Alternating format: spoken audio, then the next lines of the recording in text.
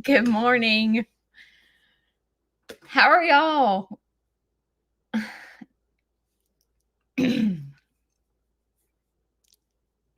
Let's let the Facebook people get here. It takes a minute.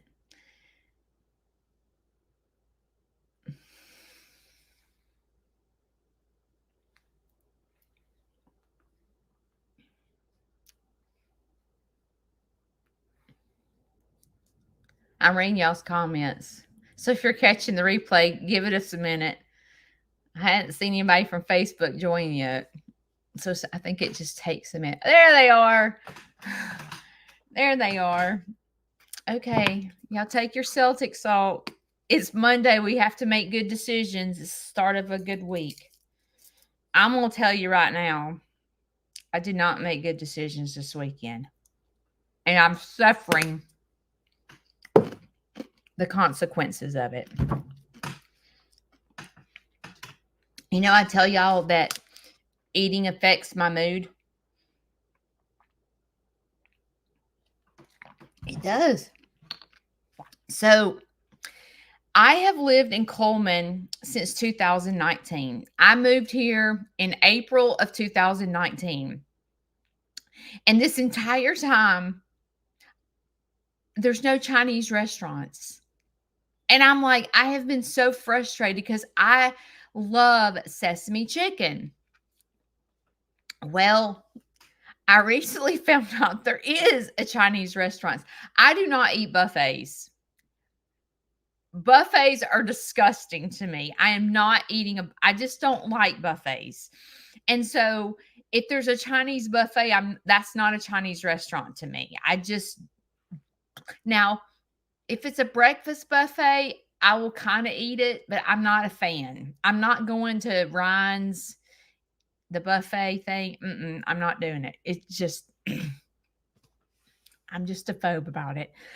So recently, there is this, if you're from Coleman, I'm trying to think, rice and soy. There's this like dumpy, like shopping mall that's like outdated, disgusting. It's just not updated. It has a Chinese little thing in there. And I'm like, I'm not that. I'm not eating that. And so this girl came to my farm. She was like, Judy, it is so delicious. And I was like, seriously? Like, I'm scared. I'm scared to eat there. So on Saturday, Shane and I worked our butts off all day long. And so we were starving. And I said, let's just go try the rice and soy. And so we went there and it was so good. And I had sesame chicken, which is probably loaded with sugar because the sauce is like sweet tasting and it's fried and it's a train wreck. Okay. It's a total train wreck. So I ate that, but then I ate something for lunch that was a train. Oh, I made, I love the little thin pizza from, well, Kroger has it and Publix has it and Walmart. It's just like little thin pizza. It's so delicious. But like a third of it, which you can eat I could probably eat 2 whole ones because they're thin. It's like 13 points. Well, I get 23 for the entire day. So I ate half the pizza. So that was a train wreck. And then I ate sesame chicken for supper. That was a train wreck. And then I was like, okay, Sunday's a new day. I'm going to start over. And my breakfast was good. I started off good. And then I had a birthday party here Sunday and they offered me a piece of cake. And I was like, I really didn't want it. But I felt like I should eat it because they offered it to me. And I ate the cake and I was like, well, that's a train wreck. I done screwed up Sunday. And then last night we had homemade hamburgers. I didn't eat the bun, but it just wasn't good. I just did not eat good. I can tell it. You know, when you eat Chinese food, it's got that MSG in it and it makes you feel bloated. And I just, I just don't feel good. Like, I'm like, okay, it's time to start over. Monday's a new day. It's time to start over. It's time to time to get it together. So if you jacked up this weekend and made bad decisions in any way, today's Monday and we can start all over. So forget about what happened this weekend. We're all a train wreck, every one of us. But today's a new day and we can start over. Is this not the most beautiful preaching stick you've ever seen in your life? This makes me smile. So I got a new preaching stick. Y'all saw on my reel. It's so gorgeous. Do y'all want to take a guess how many preaching sticks I own now? I don't even know. Anybody know?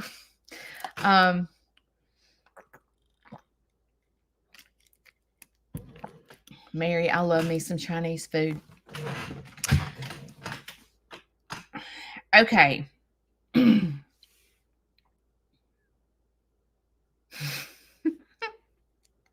Let me see how many I have. Hang on.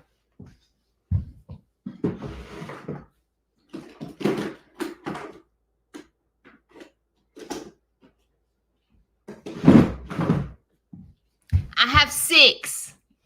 I have 6 preaching sticks.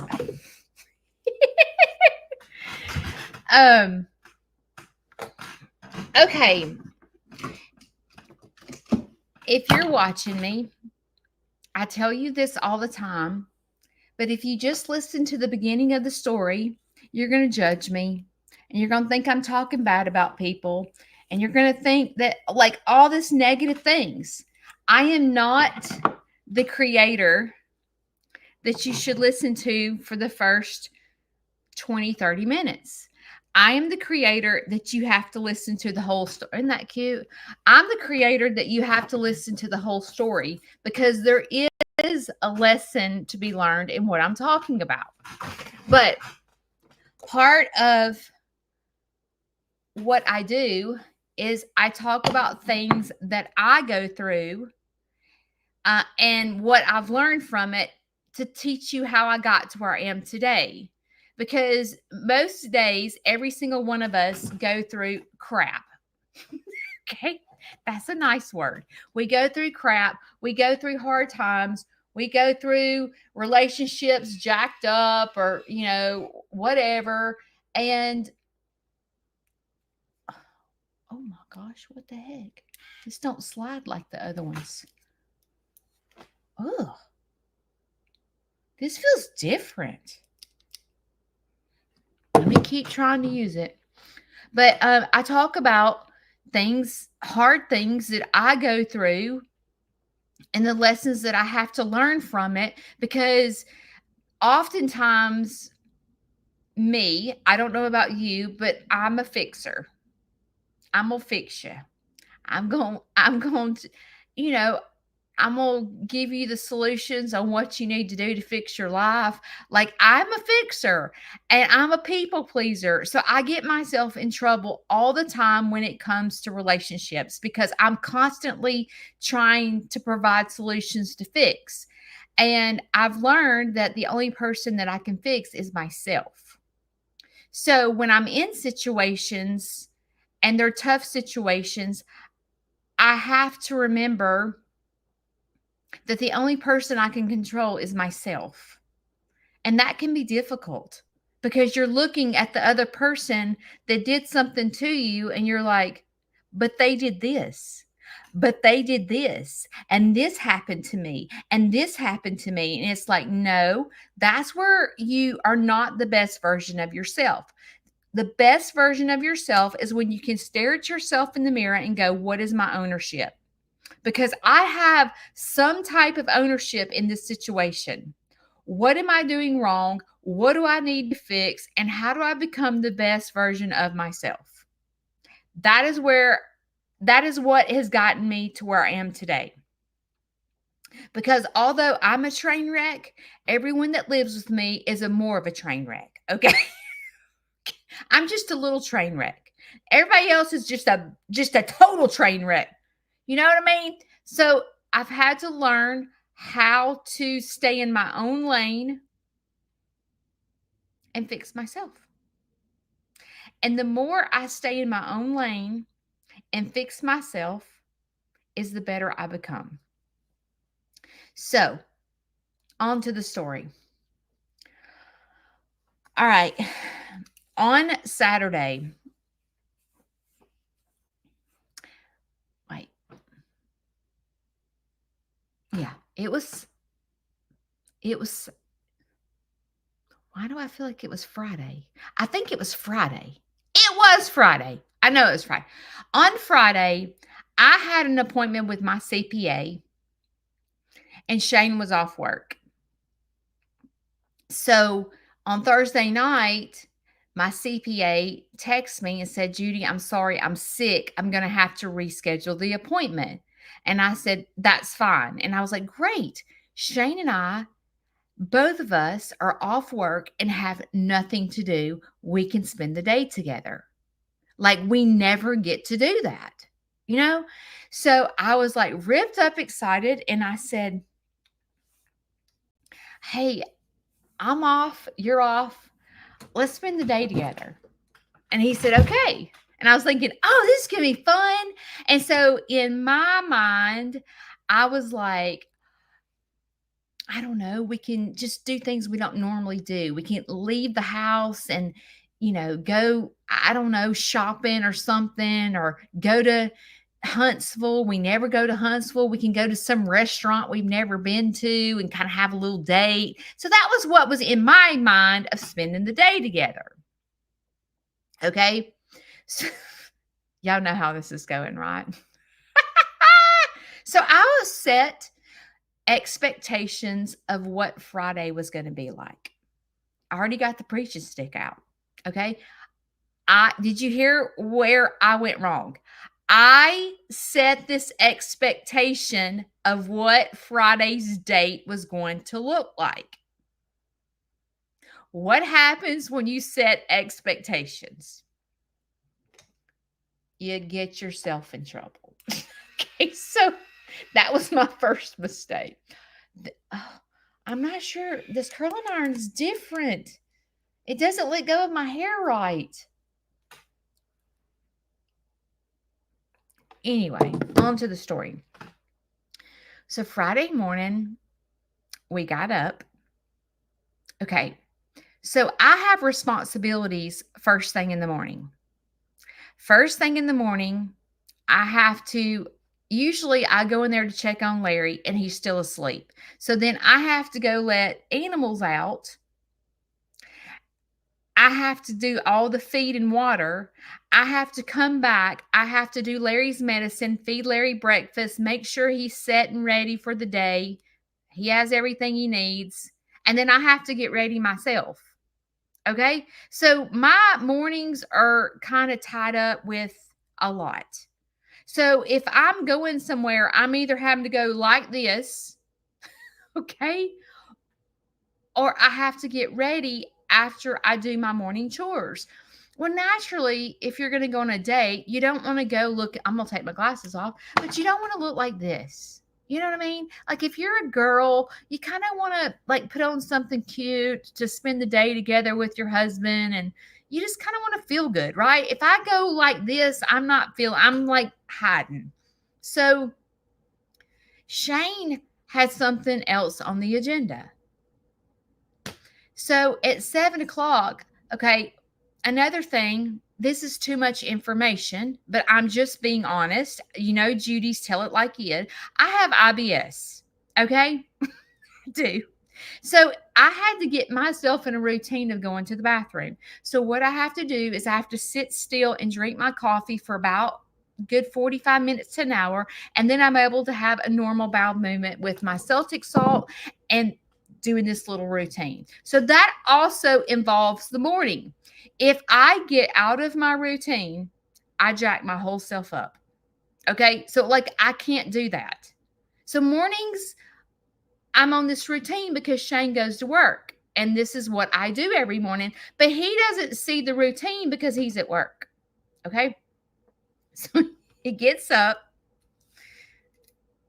and he's like, if you're going with me, you better hurry up. It's 6:30 in the morning. Okay. if you're going with me, you better hurry up. And I'm like, where are we going? He goes, I've got to go to Lowe's. And I'm like, dude, I have to do chickens. I have to do Larry, and I have to get ready. Like, I ain't leaving here in 30 minutes, even if I wanted to. So at 7:00, I'm not ready. So Shane walks out the door and goes to Lowe's. And I'm thinking, this sucks. This sucks. So he gets back. I go do my morning routine. He gets back. He goes, as he's getting back from Lowe's, I'm going to do chickens. And he goes, see, I told you I'm going to go to Lowe's and be done before you even get yourself out of the bed. And I'm thinking in my head, Joker, I have to go poo. If I don't poo, I poo all over myself. I have to do this routine. And I know this is too much information, but it's what I have to do. And if you have IBS, you know what I'm talking about. And I'm like, dude, I can't do that. I can't, my body doesn't work like that. I have to go on this routine. So anyway, I go out there and do my chickens. And Shane begins to knock down the whole stairs, like going off our back porch.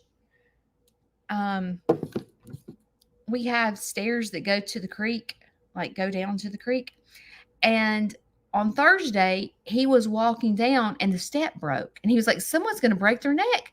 We're going to have to rebuild this whole thing. So Shane had on the agenda that he was going to rebuild the steps in the porch.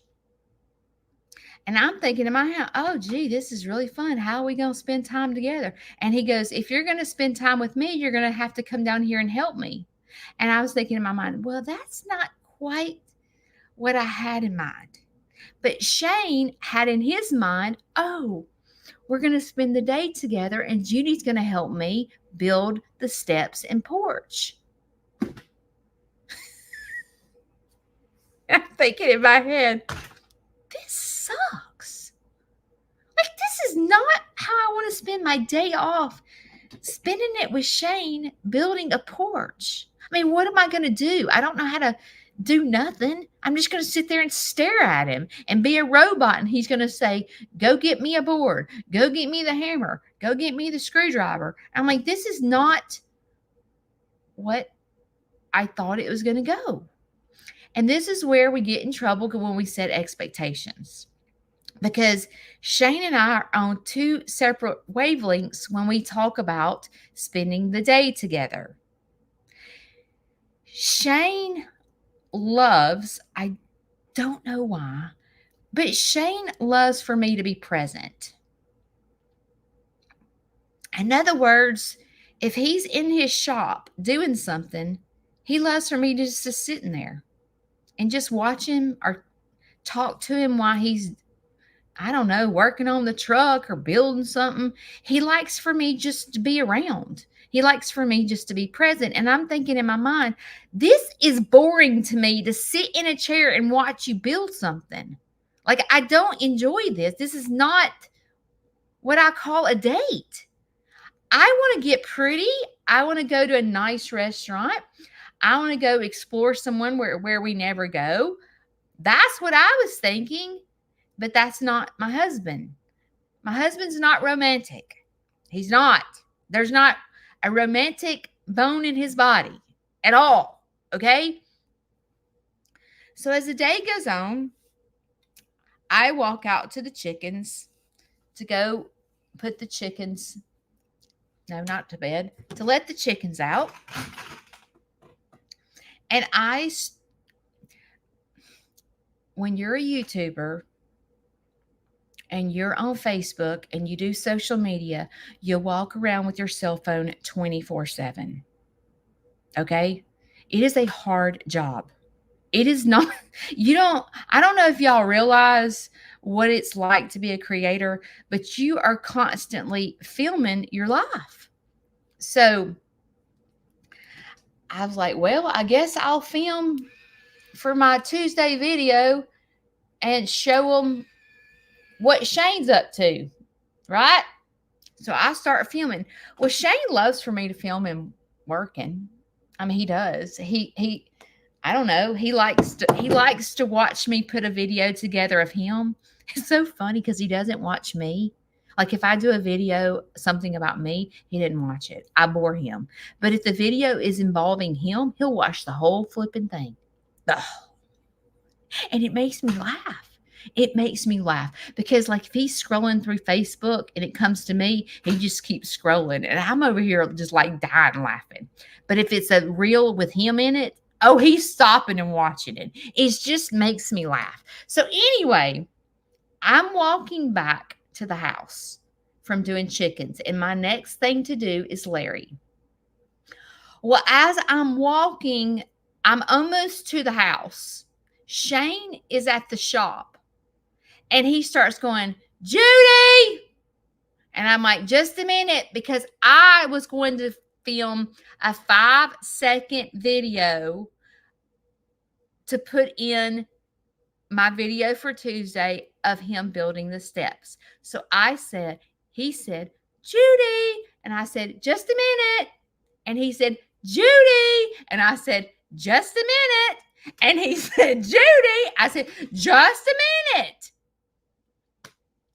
So the next thing I know, he is walking down to the house and he is chewing me out. And I'm like, and he is accusing me of ignoring him. And I'm thinking in my mind, I said to him, I literally said just a minute 5 times.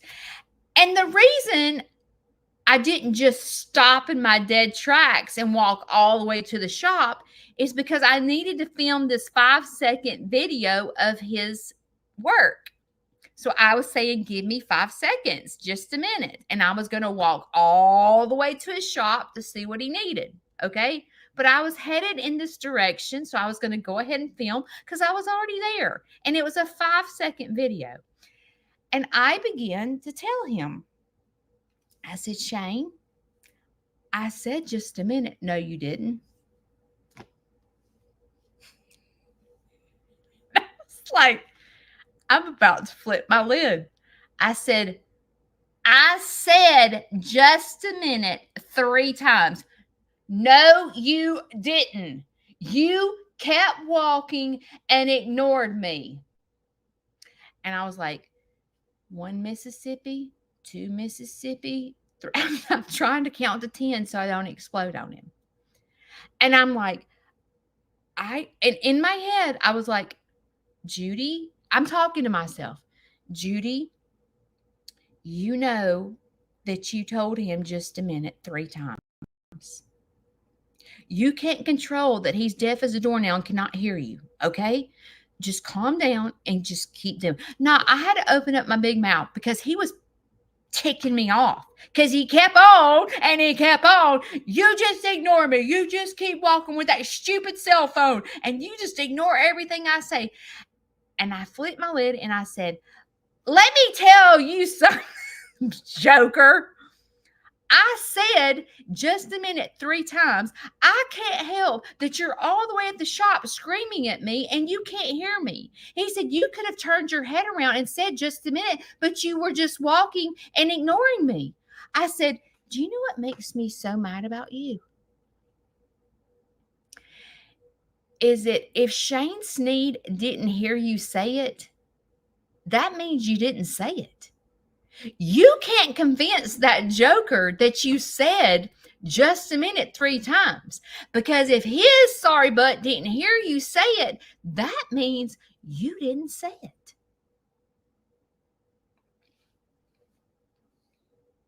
So I started crying. And I go inside and I was like, well, this day is ruined.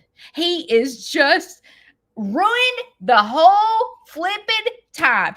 We're not going on a date. He's out here fixing this fence, and now he's accusing me of ignoring him when I wasn't ignoring him. So I'm going inside. So I went inside crying, and I was ripping him a new one. in my head. I didn't say it to his face, but I was in the kitchen cleaning up and I was like, he's a jackleg. I can't stand him. I'm fixing to be like Forrest Gump and I'm going to run and run and run and run and run until I can't run no more because he drives me crazy. And I ain't going out there. I don't care to ever see his face again. you know, you know how like you're mad and you're just like, I'm done. I'm put a fork in it. I'm done. I ain't listening to him today. I'm not listening to it because he's not ruining my day. So I go inside and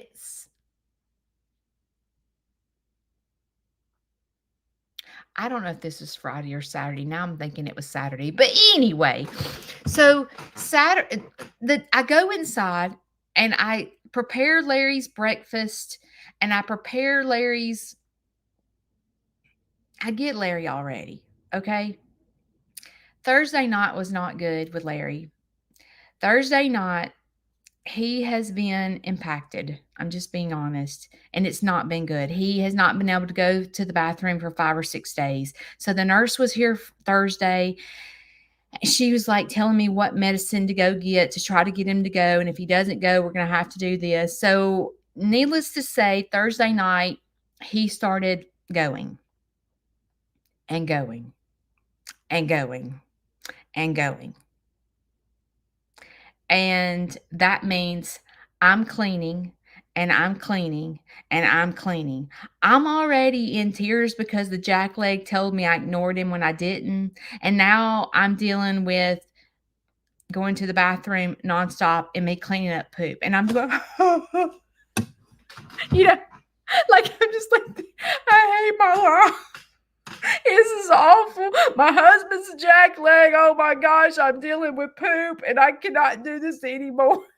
I'm just having a nervous breakdown. Complete nervous breakdown. And then Larry feels bad that I'm having to clean all this up, right? So he's like, Judy, will you please let me go to the bathroom? And I said, come on, I'm going to help you get to the bathroom. Now, granted, Larry has pretty much been bedridden, okay? So when Larry stands up, the room goes to spinning, okay? So I get him stood up. I said, stand there for a minute, get your equilibrium, get yourself together. I'm going to get your oxygen and we're going to walk to the bathroom.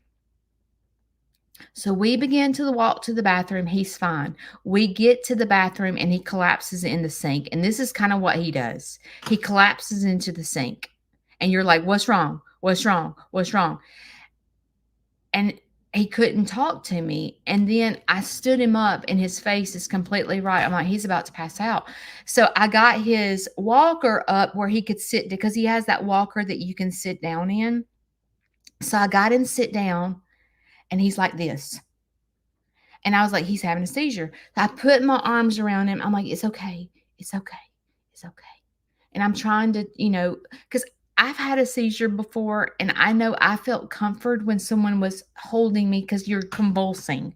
So I began to hold him tight and I just kind of was trying to comfort him. I'm like, you're okay. I'm right here with you. I'm right here with you. It's okay. It's okay. And I got him still and he stopped shaking. And he goes, I think I need to go to the bathroom right now.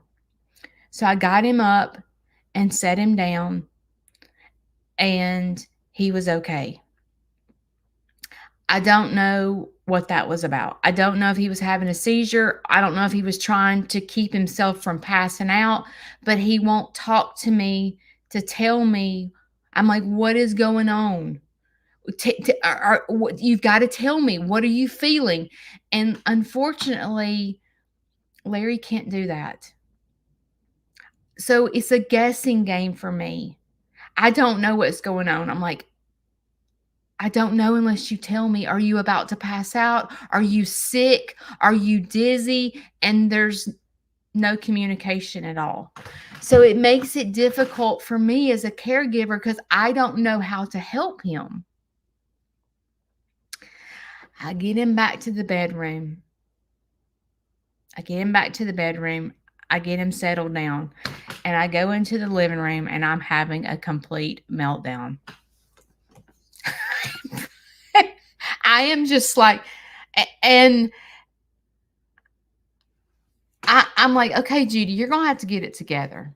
You're going to have to get this together because you're mad at Shane. You're disappointed. Your dad's sick. Like, you're going to have to get your crap straight because at this point, you know, when you're at the nervous breakdown part where you're just sitting there bawling your eyes out and you're like, this ain't good.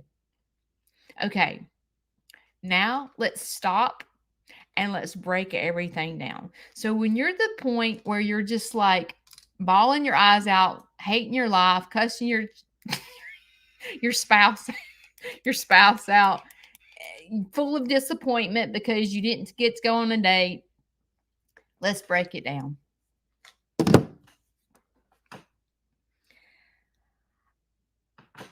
In the middle of my tears coming down my face, I was like, all right, take a breath. Your 10 minutes of crying is over. It's time to break it down. And now what really happened? Because what happens is when we get disappointment and we get like all this resentment and anger and all this stuff starts building up, we begin to make the problem explode. So this problem becomes this problem. You know what I'm saying? Because it's too much. So I stopped myself and I was like, all right, let's break it down.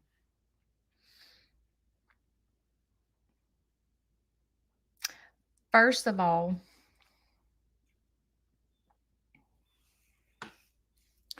let's start with Shane. That joker, I tell y'all all the time, he gets up at 5:30 hitting the floor running. So if he's going on a date, it's you better get your butt up. You better get in the car. Okay? So I probably when we can't fix other people and we can't change anybody but ourselves, how do you make yourself happy and satisfied along with the other person? And sometimes you're like, I am so sick and tired of doing everything his way. Everything is his way. When is it ever about me? When is it ever about me? When is it ever about, Judy, what would you like to do today? It's not. Because that's not how Shane is. Shane's got crap to do. Shane's got work to do around the farm. And it's not going to be like, it's never going to be like that. So if I continue to set expectations that it's going to be like this, I'm going to continuously get disappointed because that's not who I married. It's not like,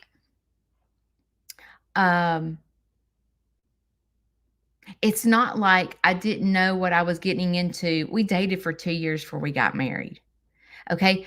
But if I continue to try to change Shane and I continue to go, dude, when's it about me?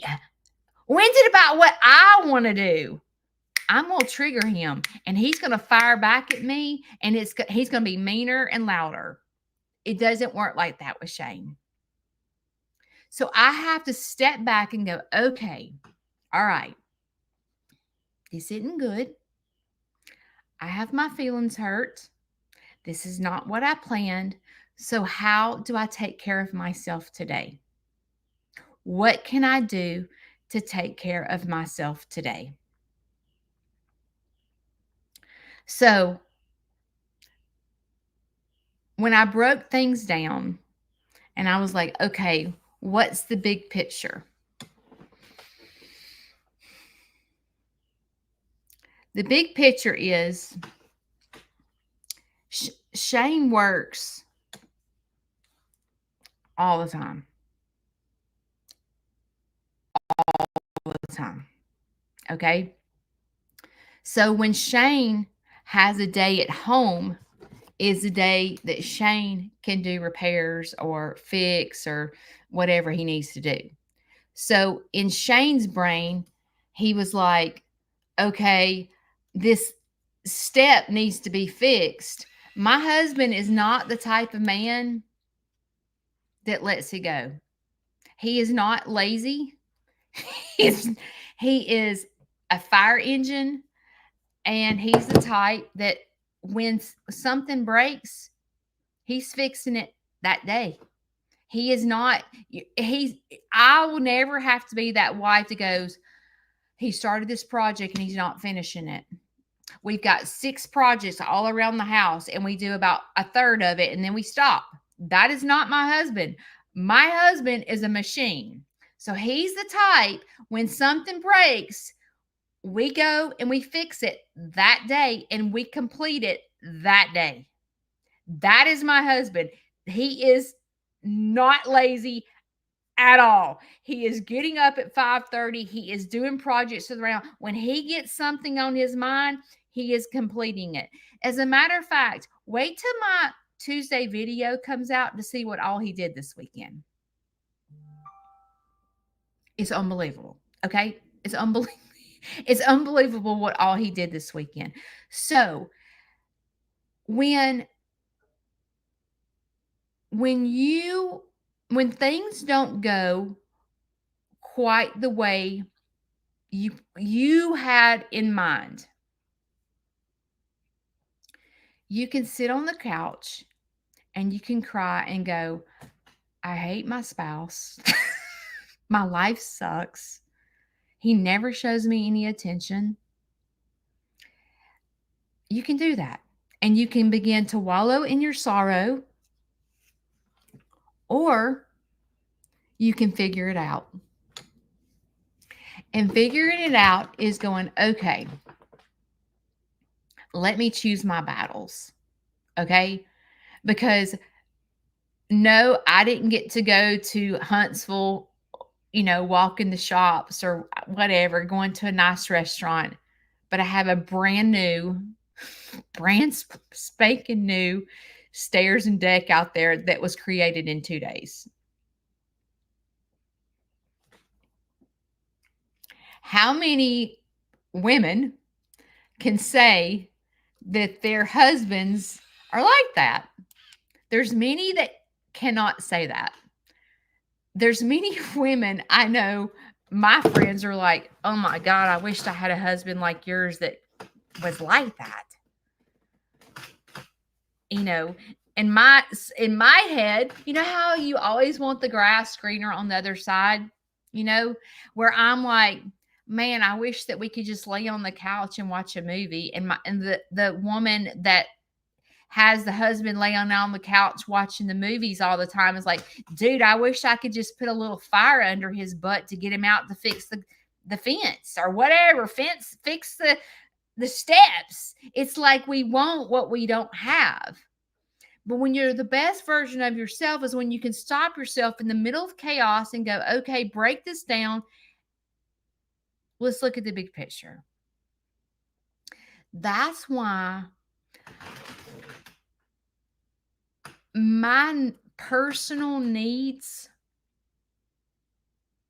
as far as like lovey-dovey, date night, brings home the perfect present for Christmas,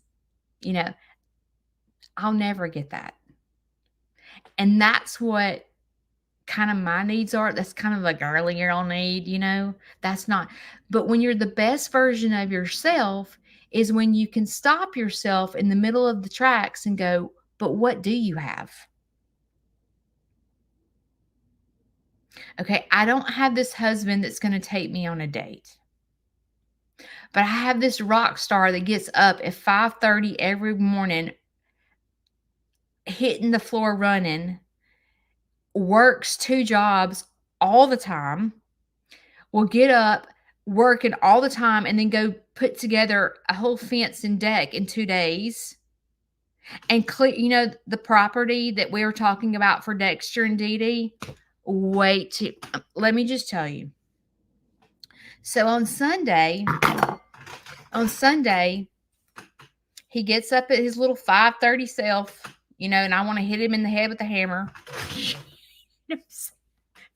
This is so stupid, you know? He gets up at 5:30. He's out the door by 6:30, and I'm out here hearing beep, beep, beep. Okay, what that is he's on the skid steer, and every time he puts the skid steer in reverse, you hear beep, beep. I bet our neighbors hate my husband's guts. He got out there 6:30, around 6:30. That joker didn't stop for lunch. That joker didn't stop for a water break. That joker came in at 4:30. So he was out there from 6:30 in the morning to 4:30 in the afternoon cleaning the property for Dexter and Dee Dee. Wait, wait till you see the video on Tuesday of what he accomplished this weekend. And I want to sit here on the couch and cry because he didn't take me to Huntsville to a nice restaurant.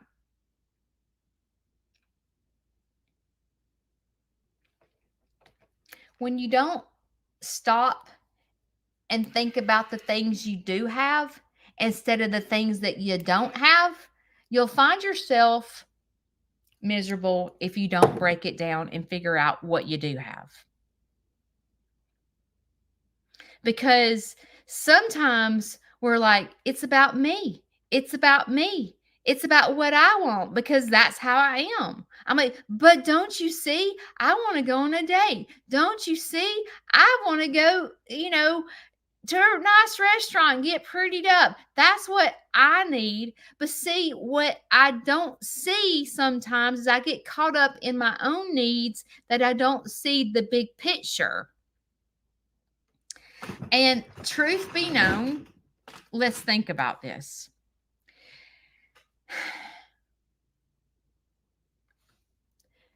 Could I go to Huntsville on a date for a couple of hours and go to a nice restaurant? Huntsville is 1 hour away. Technically, can I do that? So when I was in the process of breaking all this down, I was like, oh, wait a minute.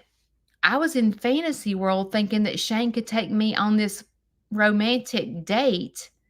I forgot I got a dude that's bedridden in my house that almost passed out the night before. And I'm going to go to Huntsville for a couple of hours? Like, how was I going to do that? And when I begin to break this down, I sit here and go, oh, well, Shane probably didn't have that on his brain because we were literally dealing with Larry either having a seizure or passing out the night before. So does Shane think in his head that he's going to take me on this romantic date for a couple of hours when we have someone that's bedridden in the house? How would we possibly do that?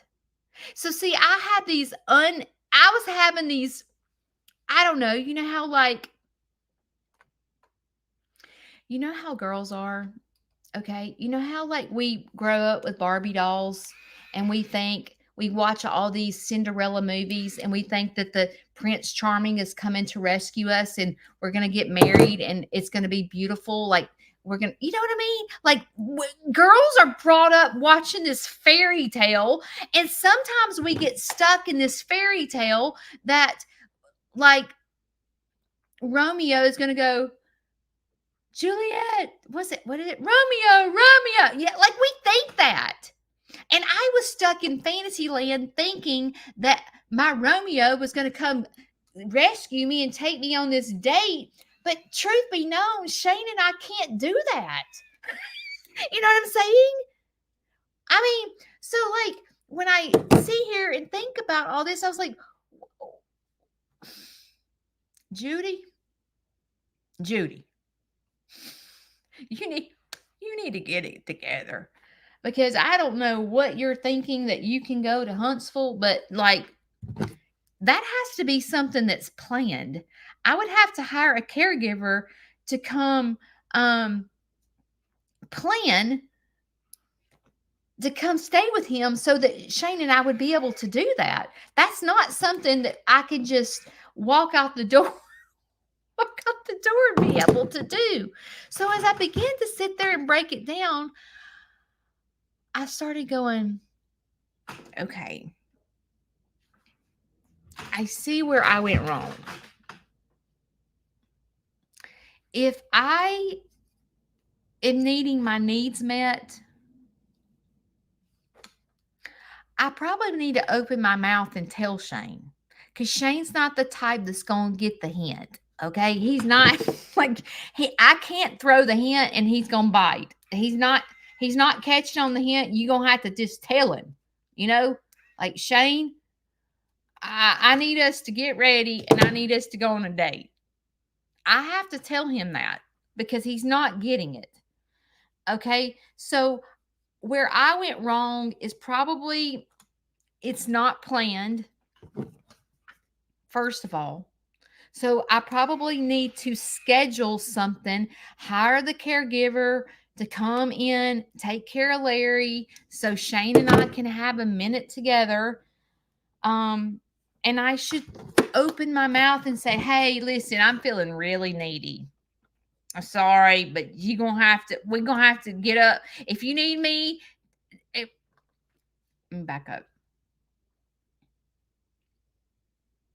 You know how you have to learn to compromise when you're married? Okay. I'm going to have to compromise and know that Shane Sneed needs to hit the floor running. Okay. At 5:30 in the morning. So I need to like, maybe instead of like going to lunch, maybe I should have done breakfast, like maybe what's my hair doing? Maybe I should do breakfast so that we can leave the house at the butt crack of dawn and just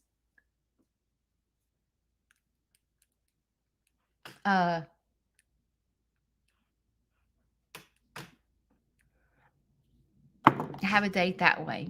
And I love going to breakfast. Breakfast is fun to me. Or maybe let's think about this. Instead of thinking the things that's not happening, think of the things that could happen. Now, how romantic would it be for us to have a picnic lunch down at the creek?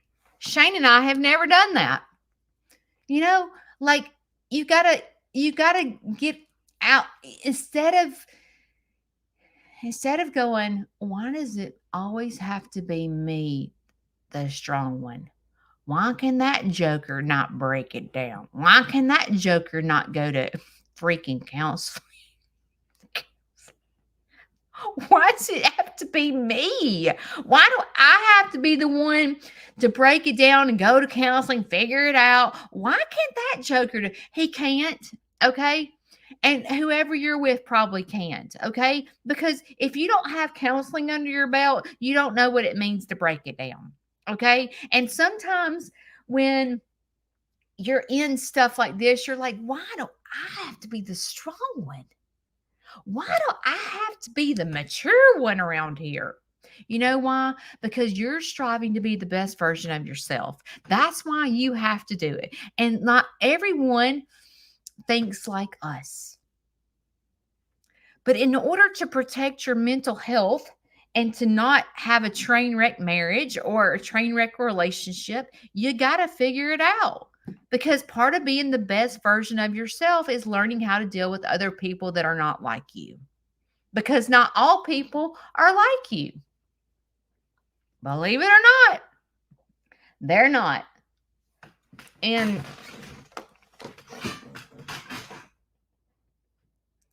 it's hard. It's hard dealing with people that doesn't think like you, especially when you live with them.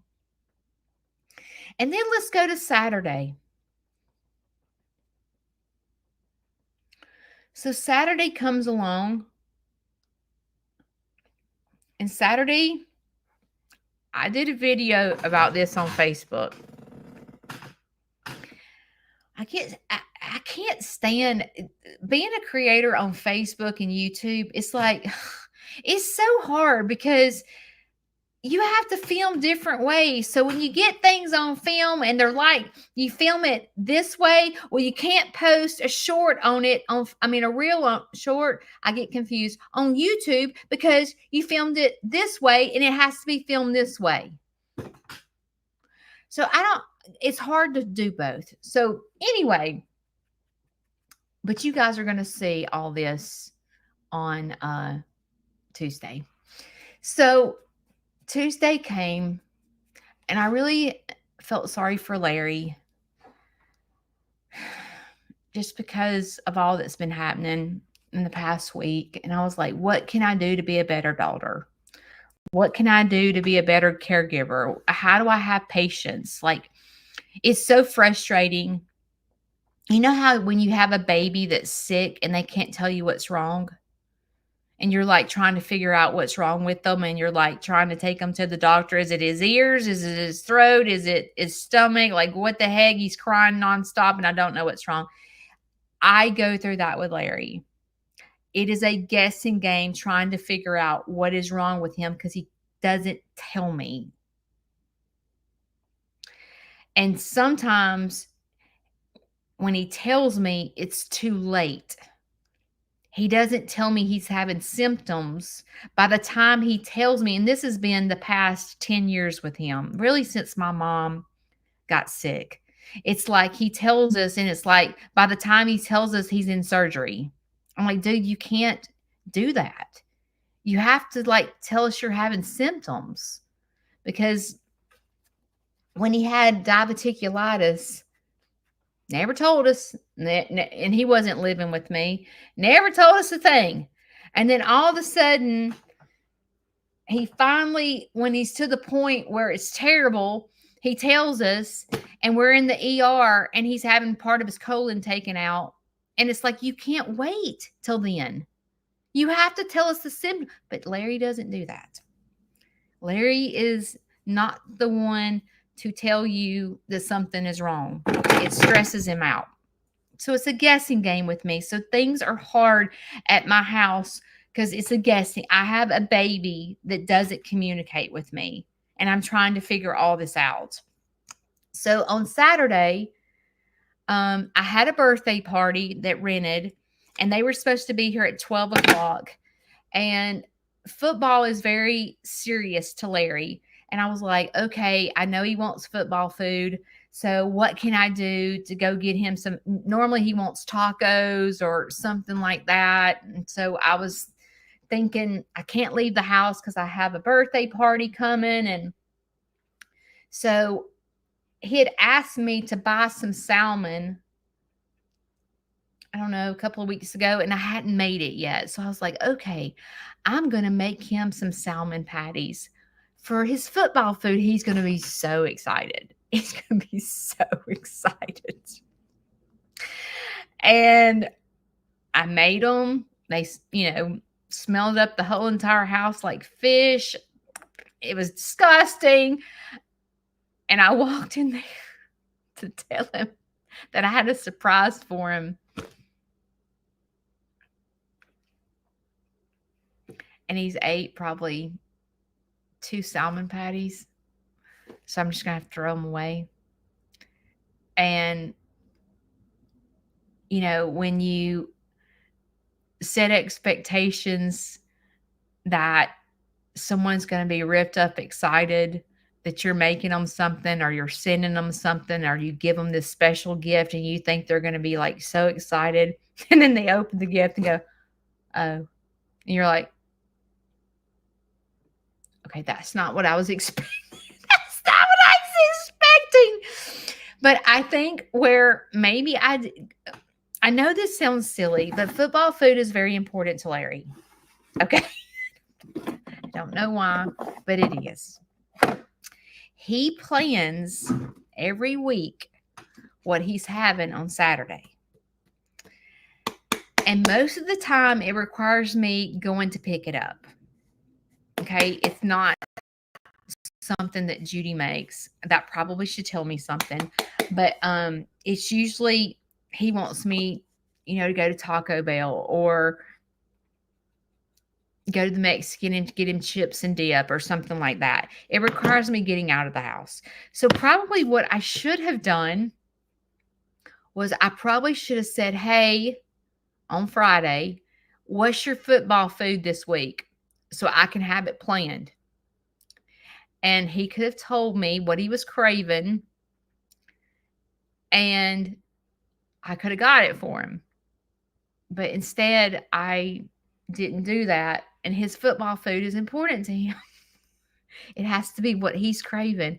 And he wasn't craving his salmon. In the past, when I make him salmon patties, he literally eats every patty in one day. That's how excited he is about salmon patties.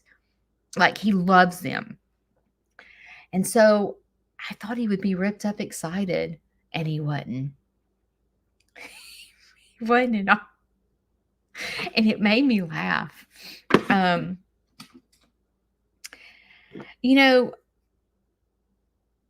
This weekend on Sunday,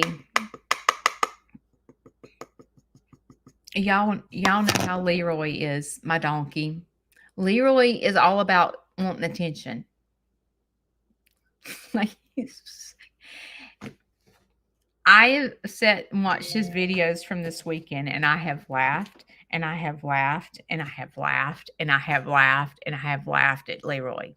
And y'all see this on Tuesday, but the little boy at the birthday party wanted to pet Skipper. So I held the little boy's hand and brought him. I'm going somewhere with this story. I brought the little boy around to let him see Skipper. And Leroy decides, no, you're going to pet me. So Leroy gets between Skipper and the little boy.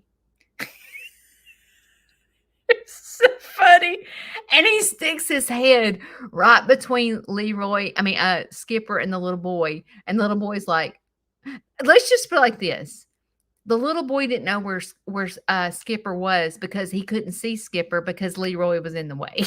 Okay. It was really funny. And I sit there and watch that video, and I have laughed until I could not laugh anymore at Leroy. And when I was laughing, I thought, that is so me.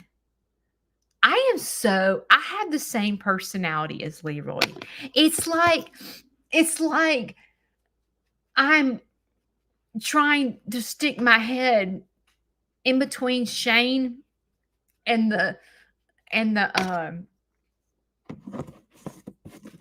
stairs, and go, what about me?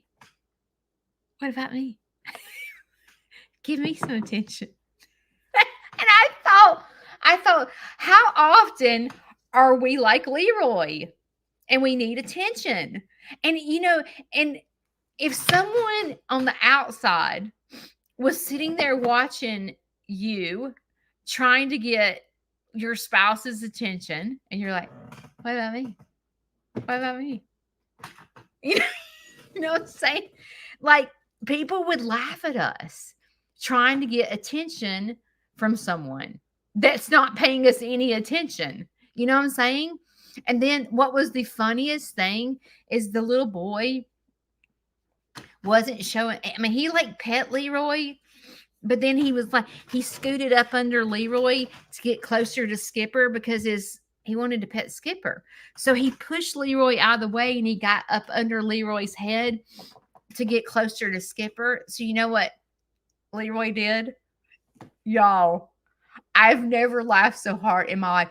Leroy stuck his butt right in the little boy's face. And I thought, Leroy, I get you. Leroy, buddy, I'm just like you. I'm just like you. I'm sitting here. I'm like, if I stuck my butt in Shane's face in the middle of, him doing the stairs, would he have at least patted me on the butt or scratched my butt? You know what I mean? I had to tell the little boy, I was like, he wants his butt scratched. So the little boy was scratching Leroy's butt, trying to pet Skipper at the same time. Oh my God. It was hilarious. But I sat and watched that. I bet I watched that video 50 times. I was laughing so hard at Leroy. But oftentimes we are just like Leroy. And we're like, dude, just scratch my butt, pat me on the head. Like, and we stick our face like, hey, what about me? And I mean, I get Leroy. I get it. I think I need to teach him to break it down though.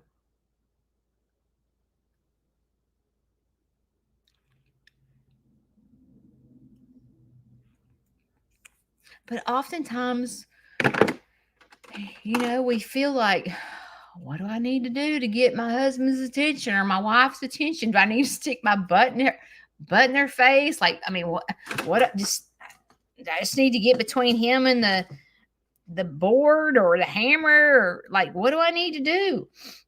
But if you sit down and break it down, you'll laugh because you'll like, oh, Leroy, I get you. Because oftentimes we're just like that, you know.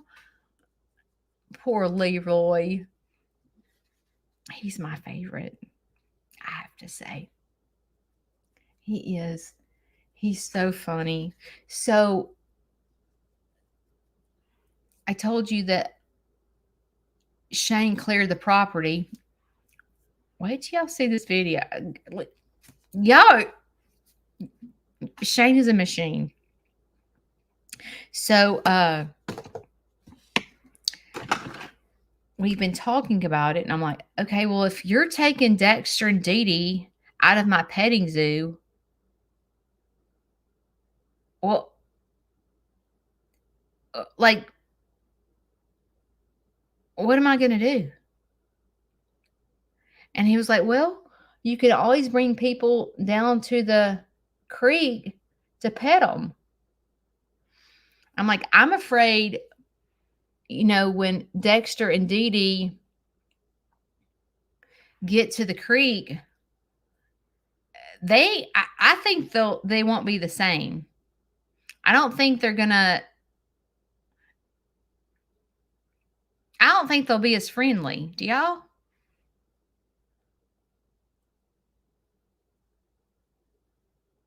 I don't know. I feel like they'll. I mean, I'm not saying they'll become feral, but I think that they'll want to do their own thing. They ain't gonna want to be petted at the petting zoo. I don't think they'll be as friendly. I could be wrong, but I asked him. Y'all know I'm blind, so I can't see this eye. So if I jack up, don't be laughing at me. See, I have to close both eyes because I can't see. So I have to go by feel.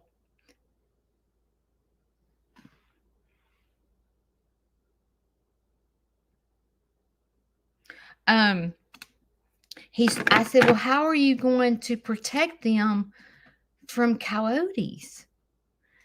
And he said, I'm going to get several donkeys to go down here. I'm like, you ain't getting Leroy. I'm here to tell you, Joker. You're going to have to get your own donkeys because you ain't getting mine. But I feel like, I mean, I know they'll be happy down there, but I'm going to have my work cut out for me in keeping them tame. Don't y'all think so?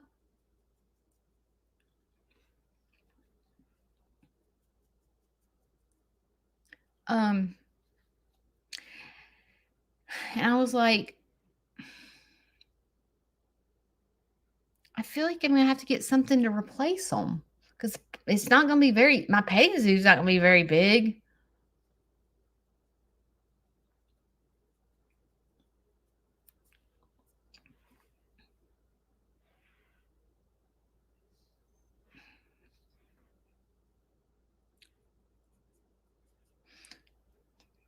I've been running my mouth and I'm letting time get away from me.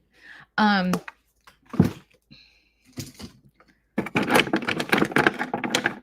hey, I want to say while I'm thinking about it, we have gotten so many gifts for the group home. It is amazing. And I'll tell you, I said this on my live the other day. So if you didn't catch it,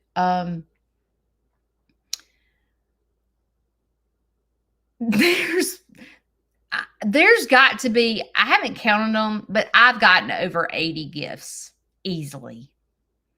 So there's enough gifts to give every one of the people that live at the group home. There's 24 people that live at the group home. There's 5 with no family. Well, I was, wanting to just provide for the 5 that have no family. But y'all have gotten like over 80 gifts. So I was talking to the owner, or not the owner, but the people that work at the group home. And I was like, this is a lot of gifts. I wasn't expecting this. I put a bunch of stuff on the Amazon wish list thinking I would give people a variety to pick from them. I didn't realize y'all were buying every present. Y'all are amazing. Amazing. This group home is going to have a Merry Christmas. Let's just put it that way. And I want y'all to know that I am working really hard. Shane hired someone to come out and fix our Wi-Fi because I was afraid that if we didn't get it fixed, that you guys would not get a clear picture on the 14th when we give them these presents. So Shane and I really busted our tail to get the Wi-Fi like a better signal and everything. I don't know the right wording. It's where it's a more megabytes. Is that right? I don't know. Anyway, and we got it fixed. So I am going to have a stationary stand so that I'm not sitting there shaking, so that you guys have a clear picture of what exactly is going on that day. I'm working really hard to make that education center so beautiful that I'm doing it for everyone. I'm doing it for us, you backup dancers, and the group home, because I want you to see what you've done this holiday season by giving back to them. I want you to see their expressions on their face when they get their gifts. I've never watched them open gifts. I watched them, I gave them jewelry recently. One of the followers sent them some costume jewelry. They were so excited. If you ever want to bless them with something, you'll be blessed by giving to them. A lady recently brought them some cookies and cake, and we have our Cog Hill coffee, and hot chocolate and cappuccino and apple cider, and they love it. So, and if you're local, if you're a local person and want to come meet them, just message me. Just message me. Y'all are welcome to come on the 14th. Just message me. I would love to meet. Last year, several followers from other states came, and some told me, some didn't tell me, and it made my Christmas to meet you guys. I feel like I know you. Thank you for when you comment, because when you comment, it helps me to get to know you, and I feel a connection.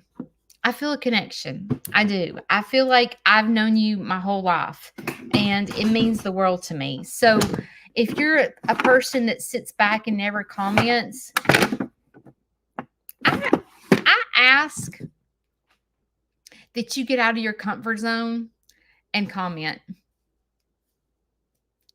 This is a very safe page, and the backup dancers are so friendly. And oh, I forgot to tell y'all about hairspray. I forgot about that. It's a very safe place, and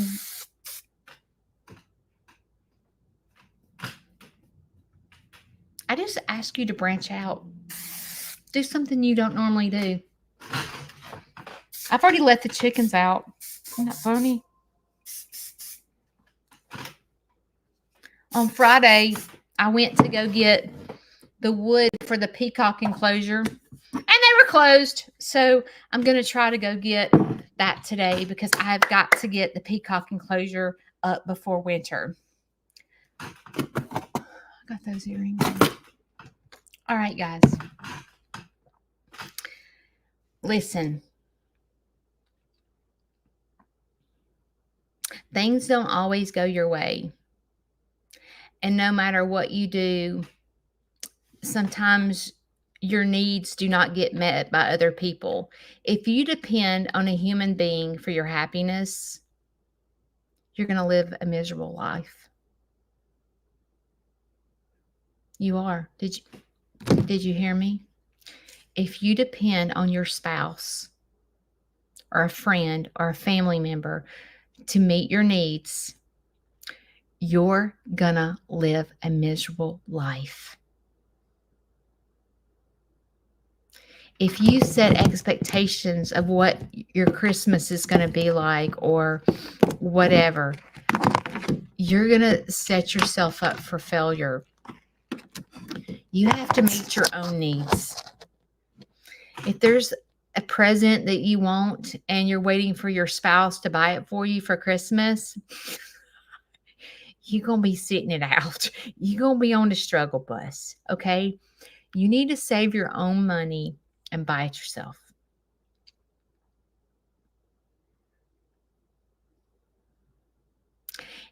If you're the type of person that likes to give and you want the person to be super excited about it or something like that, and you're like going to get disappointed because you gave your kids this great Christmas gift and they're going to go, oh, mom gives the stupidest gift. Okay, listen. Surround yourself with people that lift you up. People that lift me up is the group home. They're always excited. And animals. The animals are always excited to see me. The group home never lets me down. They're always excited to see me. They're always excited just over little things like costume jewelry. They don't expect elaborate gifts. Go surround yourself with people that lift you up. If you're surrounding yourself by people that pull you down, that tell you you're a terrible, terrible person, or why do you always do this, or why do you always do that? I've already told you this 16 times. Surround yourself with people that you can repeat yourself and they could care less. They love it every time you say it. Because what happens is in life, when you depend on other people to meet your needs, it's like you walk straight through the bus stop and get on the struggle bus and don't get on the double Dutch bus. You've got to change your life to train yourself to get on the double Dutch bus. The double Dutch bus is a place where we dance. Dancing is making a difference in our own life and other people's lives. But you're going to set yourself up for failure if you give and expect somebody to act a certain way in return. Go give to the needy. Go give at the nursing home. And sometimes giving is just a smile. You'll be surprised at the better you get as an individual, the better your life will be. And you will find yourself getting up every morning and going, oh God, I'm on the struggle bus. You will find yourself getting off that bus and going straight to the double Dutch bus and dancing. The better you improve yourself. Don't try to improve them. Don't try to prove your marriage. Improve yourself.